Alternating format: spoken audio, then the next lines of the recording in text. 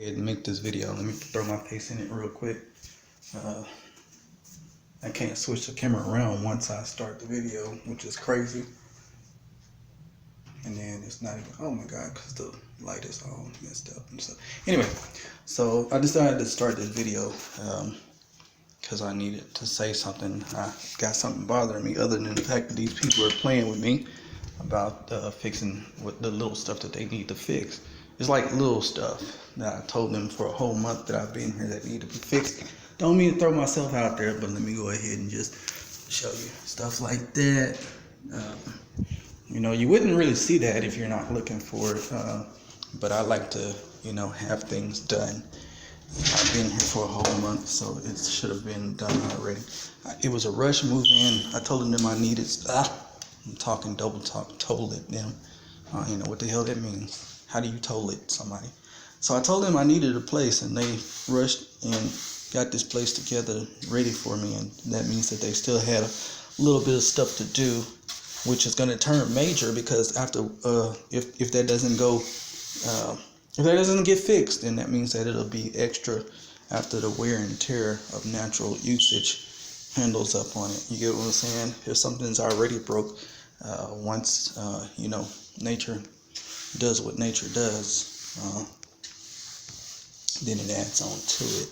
So anyway, that's not even what the video is about, but the basic point of that part is that I'm irritated by a lot of different things right now. That's why I'm finna make this video. I'm irritated by a lot of different things, but they're all minor things.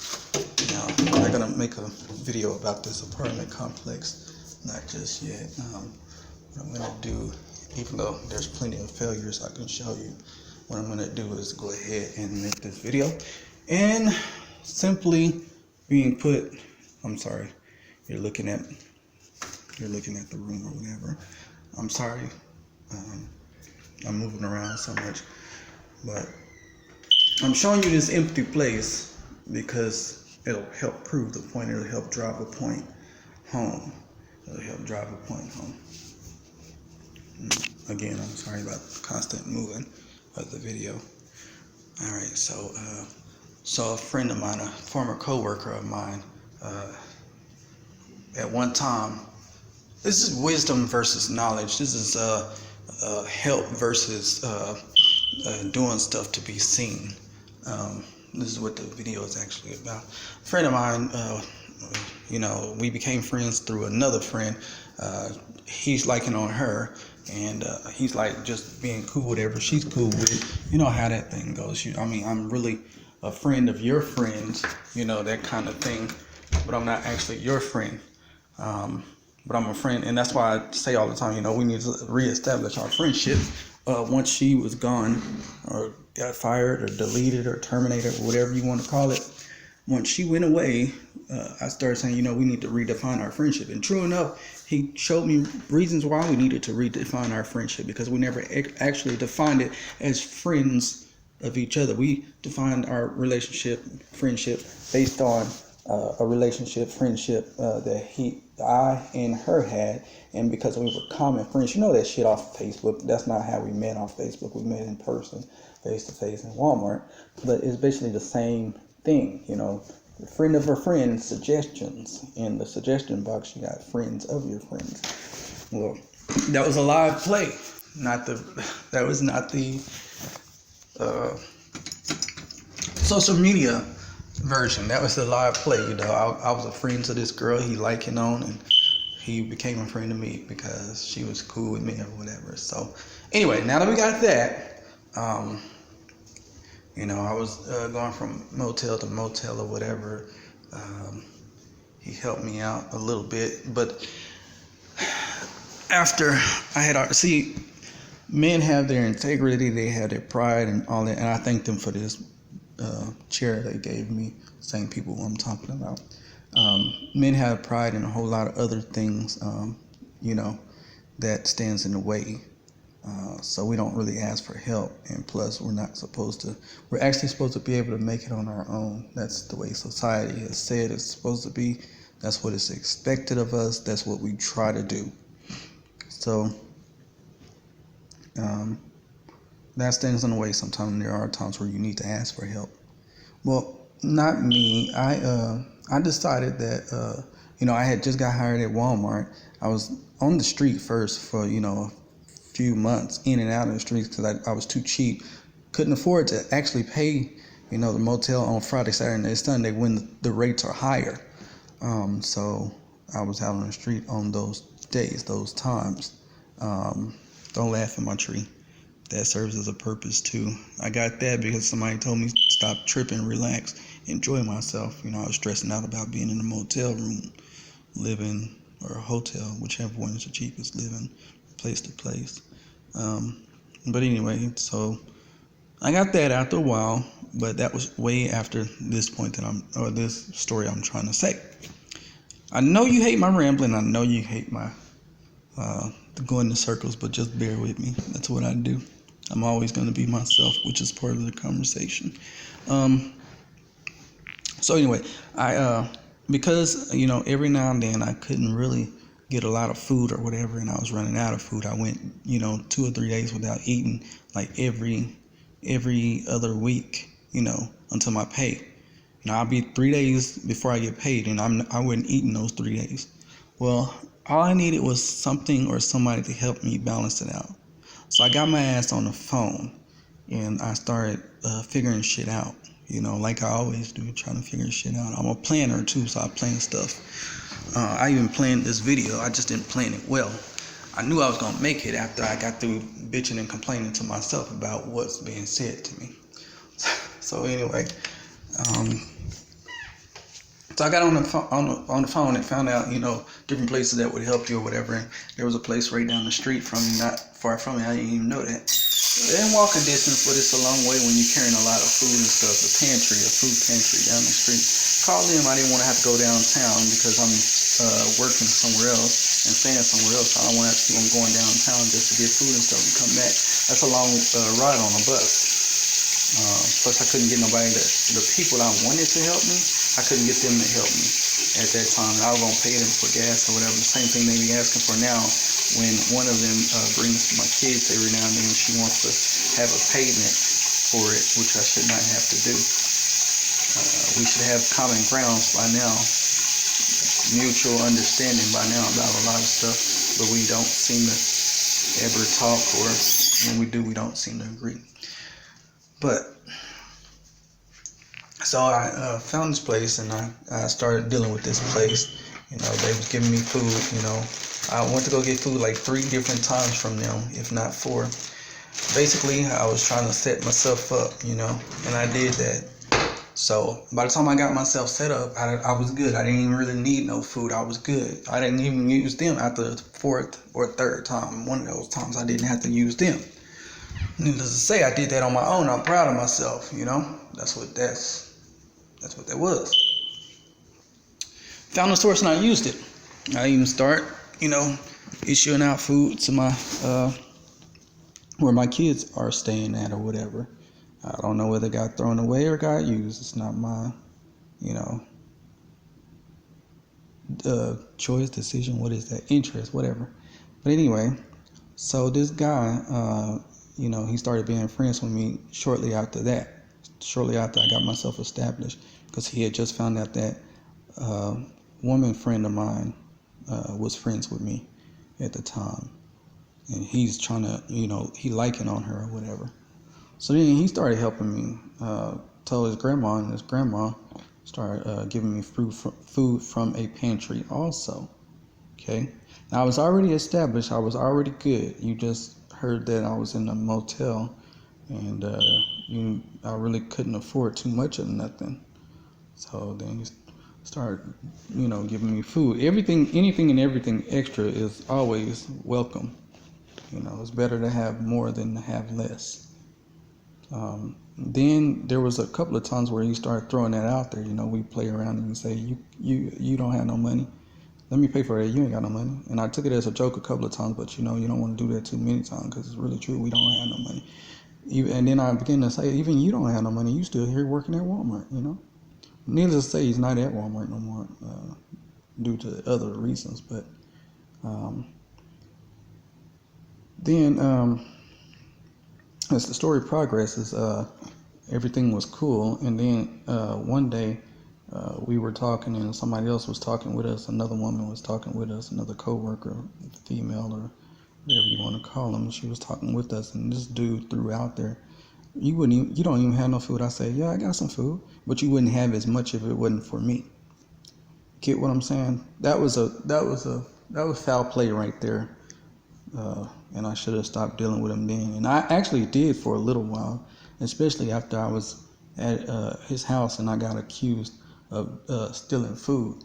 Somebody thought I put something in my backpack because I basically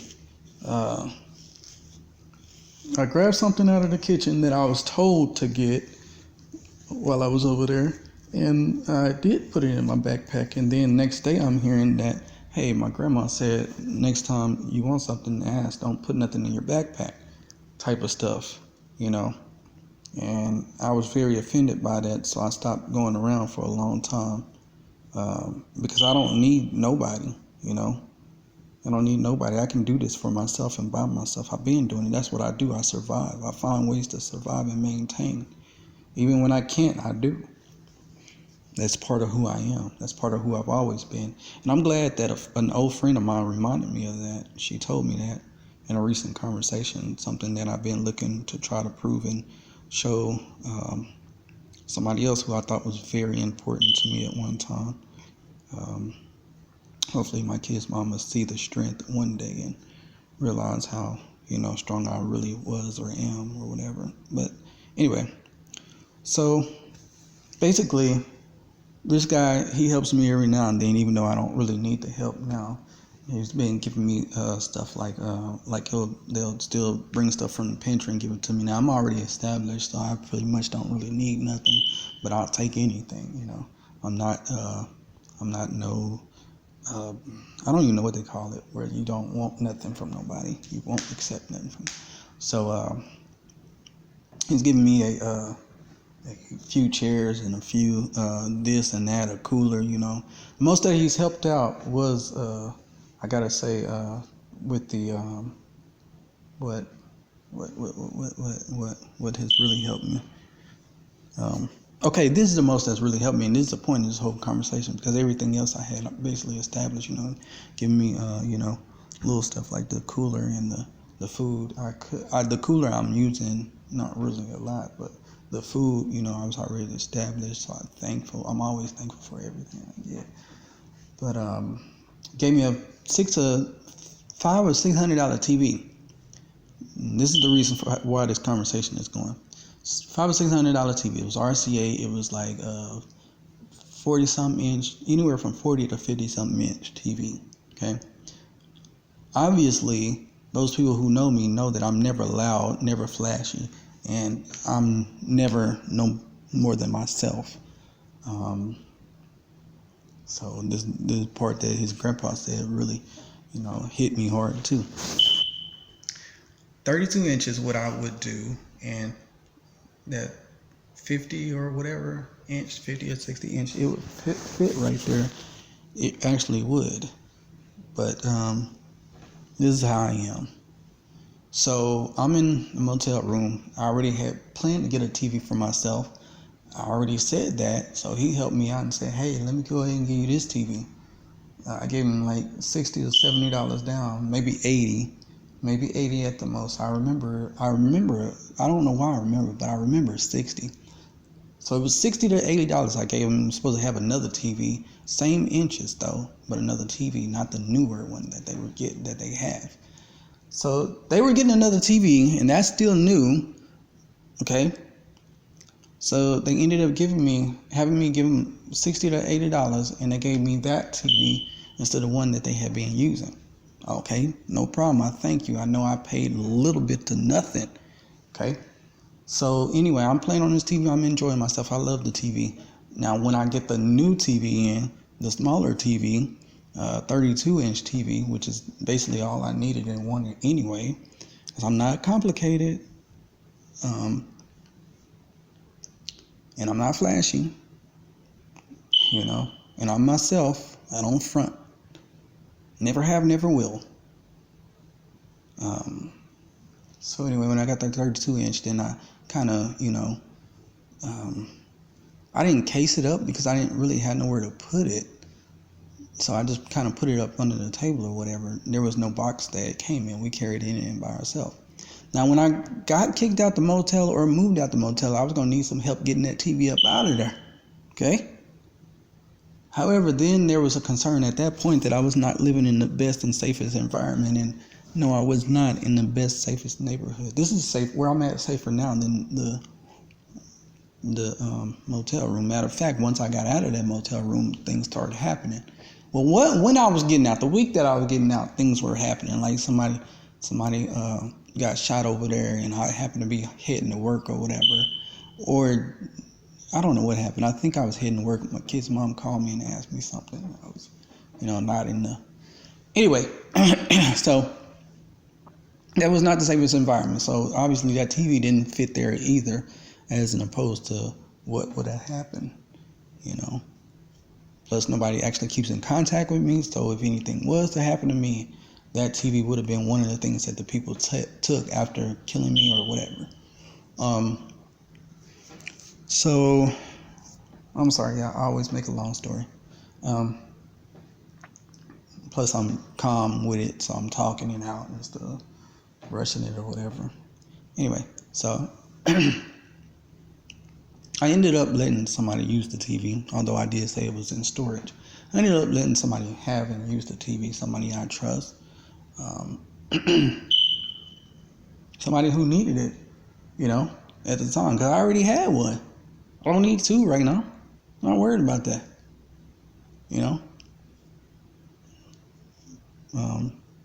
So that's that, okay? Now, this person is after that TV. I told him it was in storage. I'm going to go ahead and tell them, well, if they don't see this video, I'm going to go ahead and tell them I let somebody use it. Now, once you give somebody something, it's no longer your whatever, what they do with it or what they done with it. So why am I being asked about it continuously? It's okay. Don't worry about it. Once I said it was in storage, I thought that would take care of that. But dude's still asking me, you got that TV, want me to get it out of storage. If I get it out of storage, where am I going to put it? We clearly already decided that where I was dangerous. Clearly, I already decided the neighborhood I'm in now with this apartment is dangerous. Now, we furthermore said that when your grandpa came to me and told me this: keep your blinds closed at all times. Nobody needs to know what you're getting in and putting out of this apartment. Nobody needs to know when you're home or whatever. It's dangerous over here. All right. Furthermore, drove the point home 2 days ago when he simply told me, we were talking about throwing a party. I said, nah, I just want to wait until I get some furniture. Now, I just showed y'all the apartment. I don't have no furniture. So, I said, I just want to, and I've been telling people that I just want to get some furniture first. God told me that I need to just get something small, not nothing big. I say, well, I was thinking about going to Big Lots to get a few things, but not the obvious. You don't really shop at Big Lots if Big Lots is even open. I don't know how many people watching the video going to even know about Big Lots, because Big Lots is a closeout store, a discount store. Like, it's not really a big thing. So I said I was going to Big Lots, and then that's when he started to tell me about the thrift store, Salvation Army. And then I said, well, I was going to, just only shop at Walmart a little bit. Oh, so you trying to front, is what he said. Attack on my character. I didn't think about it then.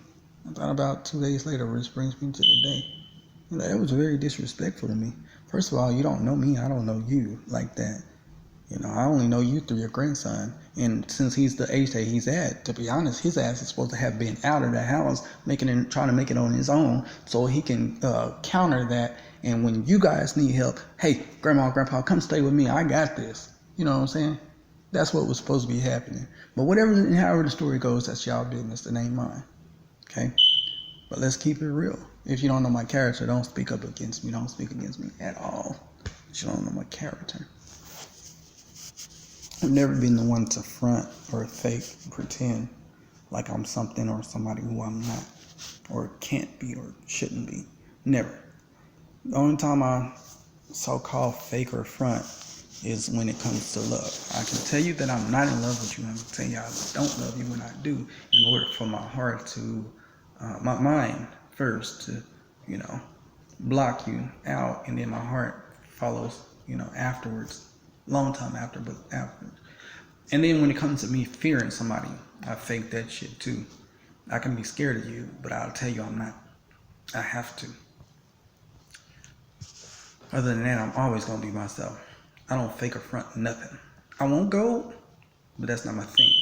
If I had gold, it would only be 1 or 2 chains, 1 or 2 necklaces. It wouldn't be a whole lot of shit. It's just not me. I'm a silver person. I'm not complicated. I'm not noisy. I'm not big. I'm not loud.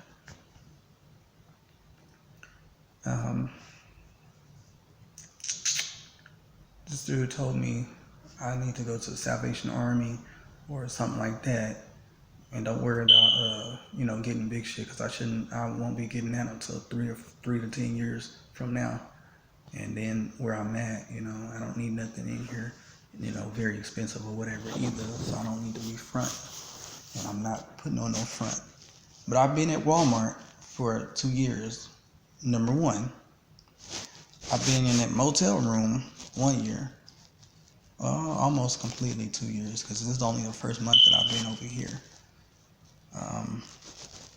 So between all of this and the fact that this is my first time doing something for myself in a long ass time, over 5-6 years, maybe longer, I think I deserve something. No, not the best of everything. Hell no, not the best of everything, but I deserve a futon or a couch or something here and something there. I deserve that. I deserve a 32-inch TV here with DVD, Blu-ray. I deserve that. I deserve a bigger tree than that. That's what I deserve, because I've worked for it.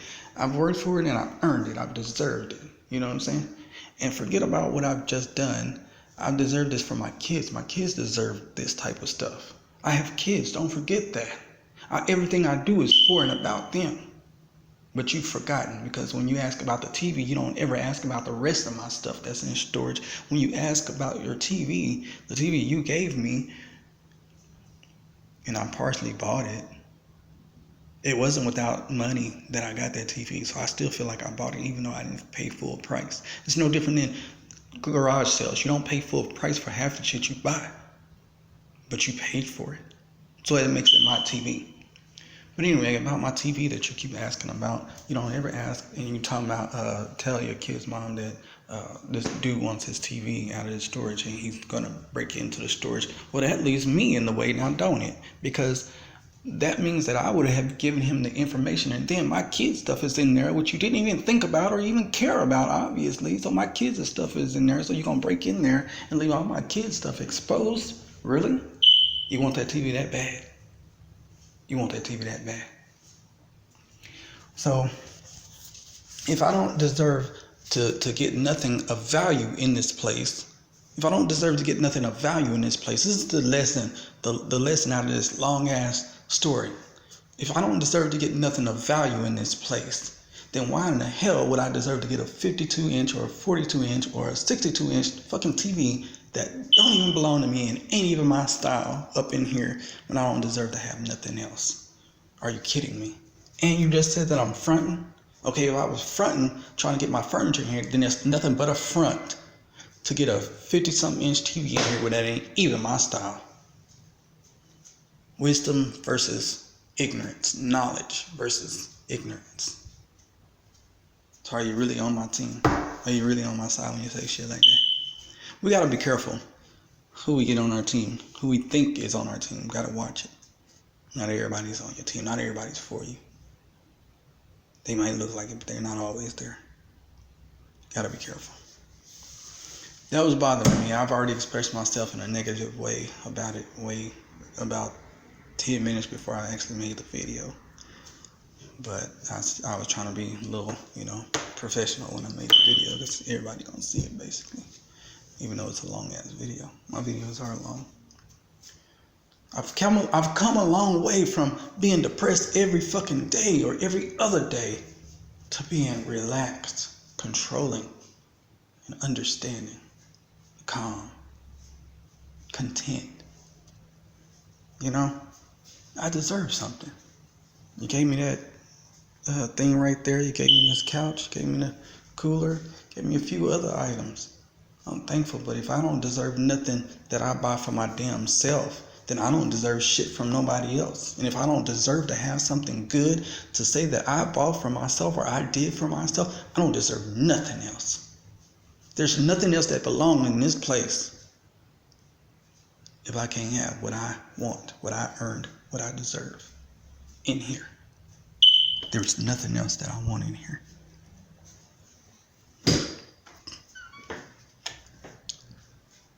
That's my TV I bought, 32-inch. Down there's a DVD player, PlayStation 3. And those little speaker things, that's the woofer system or whatever you want to call it. I deserve that, man. I deserve that. I'm out of here. Don't let nobody talk you out of what you deserve.